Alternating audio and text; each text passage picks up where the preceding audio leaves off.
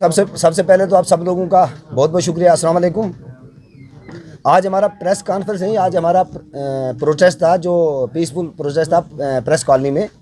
लेकिन बड़ी बदकिस्मती से कहना पड़ता है कि जो रियासत जम्मू कश्मीर के अंदर और पूरे मुल्क के अंदर जिस तरह गरीबों की दबे कुचले लोगों की आवाज़ को दबाया जाता है, आज उसी तरह यहाँ का जम्मू कश्मीर का जो गुज्जर बकरवाल है, जिसने 1947 से लेकर आज तक अपने मुल्क की सरहदों की हिफाजत की और इस मुल्क के लिए हमारे हज़ारों नौजवानों ने अपनी जानों का नजराना पेश किया, तो लेकिन आज हमारे नौजवानों को दबाने की कोशिश की और हमें आइन के अंदर आर्टिकल 19 हमें इजाज़त देती है कि हमें अपनी आइन के अंदर हम कोई भी प्रोटेस्ट दर्ज करा सकते हैं और सरकार को अपनी बात पहुंचा सकते हैं। लेकिन आज हमें वहाँ पे प्रेस कॉलोनी में वहाँ पे बहुत ज़्यादा पुलिस लगा दी, हमारे नौजवानों को डिटेन किया गया, यहाँ थाने में लाया गया और हमें वहाँ पर प्रोटेस्ट नहीं करने दिया गया। हम इसकी कड़े अल्फाजों में निंदा करते हैं और हम सरकार से गुजारिश करते हैं कि कब तक आप हमारे जैसे नौजवानों को और यहाँ खासतौर पर कश्मीर के नौजवानों को दबाना चाहोगे। हमारी प्रेस कॉन्फ्रेंस करने का मतलब या हमारा प्रोटेस्ट का मतलब एक ही था कि जो पिछली बार जो एक अपर क्लास जम्मू कश्मीर के कुछ अपर क्लास लोगों को, जो बड़े बिजनेसमैन हैं, जो बड़े अरबपति और खरबपति हैं, सरकार अपने वोटों के स्वाद के लिए उनको शेड्यूल ट्राइब में लाना चाहती है। उसके लिए हम पैदल मार्च, हमारे महापंचायत और हमारे हज़ारों नौजवान सड़कों पे हैं। तो उसलिए आज हमने प्रेस कॉन्फ्रेंस रखी थी कि हम सरकार को ये बाबर करवा देना चाहते थे कि जम्मू कश्मीर का गुज्जर बकरवाल नौजवान इस चीज़ के मुखालिफ था और मुखालिफ रहेगा।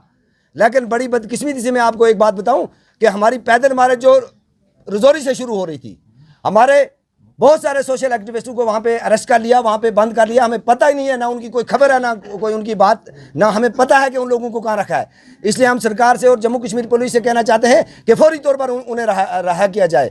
और जो पार्लियामेंट सेशन चल रहा है, आज का जो पार्लियामेंट सेशन चल रहा है, मैं अपने वज़ीर आज़म साहब से मुतवाना गुजारिश करूँगा और होम मिनिस्टर ऑफ इंडिया से मुतवाना गुजारिश करूँगा और यहाँ पर आपके बीच में हमारी जो मुल्क की एजेंसियाँ, चाहे वो किसी भी एजेंसी से सुन रहे हैं, उनसे गुजारिश करूँगा कि अगर आप जम्मू कश्मीर के गुज्जर बकरवाल को इस मुल्क की सरहदों का महाफज समझते हैं, अपनी फौज के साथ कंधे से कंधा मिला के महाफज समझते हैं, तो इनके हक पे बिल्कुल आप इनके हक पे जो आप डाका डालना चाहते हैं वो हरगिज़ ना करें।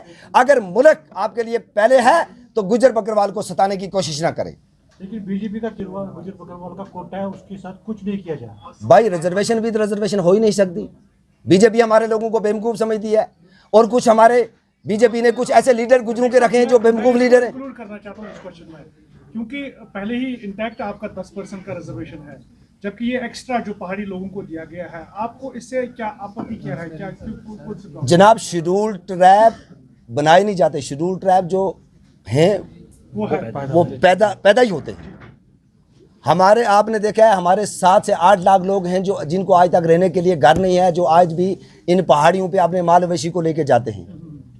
तो जिन लोगों को ये शेड्यूल ट्राइब देना चाहते हैं, वो जम्मू में शर्मा, वर्मा, गुप्ता, जिन लोगों को ये शेड्यूल ट्राइब देना चाहते हैं, क्या हमारे बच्चे उनके साथ मुकाबला कर सकते हैं? जिन बड़ी बड़ी यूनिवर्सिटी में जिनके बच्चे तालीम हासिल कर रहे हैं, हमारे बच्चे उनके साथ मुकाबला कर सकते हैं? इसलिए हम सरकार से कहते हैं कि आप पहाड़ी कम्युनिटी को जो मर्जी दें, हम उसके खिलाफ नहीं हैं, लेकिन शेड्यूल ट्राइब में किसी भी तरह किसी भी कम्युनिटी को शामिल ना किया जाए, किसी को इंक्लूड ना किया जाए। मुझे बताएं, एक तो आप पिछले 1 साल से हम देख रहे हैं कि आप लगातार एहतजाज करें पूरे जम्मू कश्मीर लेवल पर जो गुज्जर कम्युनिटी है। क्या आपने मरकजी किसी वज़रा से आपकी मुलाकात हुई, एलजी से मुलाकात हुई, और आपके एहतजाज का कोई आउटकम अभी तक हमें नजर नहीं आया? दूसरा सवाल साथ ही, जो कल रिजर्वेशन बिल पार्लियामेंट में पेश की गई, आपका उस पर क्या टेक है? देखिए, जहाँ तक पिछले 1 साल से हमारा हम होम मिनिस्टर ऑफ इंडिया से मिले, हमारे कुछ 10-12 लोग मिले थे, उन्होंने हमें यकीन दिलाया था कि गुज्जर बकरवाल के हक के साथ जो आपका 10% है, इसमें बिल्कुल छेड़ा नहीं जाएगा। लेकिन फिर वही हुआ, हमें वहाँ से आश्वासन दिलवा के वापस किया गया। लेकिन आप मुझे एक बताइए, हमारी सुप्रीम कोर्ट की रूलिंग है कि रिजर्वेशन विद रिजर्वेशन हो ही नहीं सकती। आप 2 लोगों को एक चीज़ में शामिल करके अलग अलग रख ही नहीं सकते हैं। हाँ, ये कहना चाहते हैं कि भाई आपका शेड्यूल ट्राइब में शामिल नहीं किया जाएगा, आपका 10% इंटैक्ट रखा जाएगा, बिल्कुल गलत है। वो कानून में कोई प्रोविजन ही नहीं है, वो पार्लियामेंट में कोई भी लाई इनू के नहीं जी गुज्जर बकरवाल के शेड्यूल ट्राइब के साथ नहीं छेड़ा जाएगा, तो वो तो है, ऐसा कुछ भी नहीं है। अब हमें बेवकूफ़ बनाने की कोशिश की जा रही है और कुछ हमारे लोग हमारी कम्युनिटी में से जिनको आज कोई कम्युनिटी के अंदर हमारे नौजवान पूछ नहीं रहे, वो लोग आगे रखे हैं एजेंट बना के और उन लोगों के थ्रू कम्युनिटी को बेवकूफ़ बनाना चाहते हैं। मैं आपके माध्यम से कट क्लियर कह देना चाहता हूँ, ये हमारे नौजवान हैं जिनका फ्यूचर है, ये सारे नौजवान इस चीज़ के मुखालिफ हैं और सरकार को इस चीज़ का हम बता देना चाहते हैं कि हम हरगिज़, हमें जिस तरह की भी लड़ाई लड़नी पड़े, हमें जेलों में जाना पड़े, आप हमें PSA लगाओ, आप हमें कहीं भी बंद कर लो, हम सब नौजवान तैयार हैं। आप तैयार हो सब लोग? हम सब नौजवान तैयार हैं। हम सरकार कल होम मिनिस्टर की तरफ से ये भी बताया गया कि 7 डिकेड से यहाँ पर डिप्राइव किया जा रहा था एक कम्युनिटी को, जबकि ये अब उनके लिए हमने जो महफूज रिजर्वेशन रखी है उनसे उनको फायदा मिलेगा। उस पर क्या कहेंगे जो होम मिनिस्टर की तरफ से स्टेटमेंट? देखिए, जहाँ तक होम मिनिस्टर साहब को मैं याद दिलाना चाहता हूँ कि जब 5 अगस्त हुआ था, होम मिनिस्टर साहब ने तब भी जम्मू कश्मीर के गुज्जर बकरवाल को पार्लियामेंट के अंदर 500 पार्लियामेंट मेंबरों के अंदर, जो दुनिया की सबसे बड़ी जमहूरियत हिंदुस्तान हमारा मुल्क माना जाता है, वहां पर भी हम लोगों को आगे रख के बोला था कि दफा 370 को हम इसलिए हटा रहे हैं कि जम्मू कश्मीर में गुज्जर बकरवाल के साथ जुल्म हो रहा है। लेकिन जब दफा 370 को हटाया, हमने सोचा कि वाकई गुज्जर बकरवाल के साथ इंसाफ होगा। तब से हम दर पदर की ठोकरें खा रहे हैं सड़कों के ऊपर। हम होम मिनिस्टर साहब से कहना चाहते हैं कि उस वादे को याद रखें और जम्मू कश्मीर के गुज्जर बकरवाल को सताने की कोशिश ना करें। बेबस और गरीब लोग हैं ये। जब ये गरीब लोग ठान लेंगे, सड़कों पे आ रहे हैं, हम कभी भी अपने हक को छोड़ के पीछे नहीं हटेंगे। ये सरकार को बिल्कुल ये हमें दबाने की कोशिश ना करे और ये सरकार इस गुमान में ना रहे कि हम इनको जेलों में बंद कर देंगे, हम इनको PSA लगा देंगे और ये लोग चुप हो जाएंगे। इस रिजर्वेशन बिल से आपको लग रहा है कि डिवीजन होगा बिटवीन पहाड़ी एंड गुज्जर कम्युनिटी? ये तो सियासत कर रहे हैं, पहाड़ी और गुज्जरों को लड़ा के आपस में सियासत कर रहे हैं। इसलिए हम सरकार से कहना चाहते हैं कि पहाड़ियों को आपने PSP दी है, उसको बढ़ा के 15% कर दो। जो 4% PSP दिया उसको बढ़ा के 15% कर दो। आप गुज्जर बकरवाल और पहाड़ी भाइयों को आपस में क्यों लड़ाना चाहते हैं?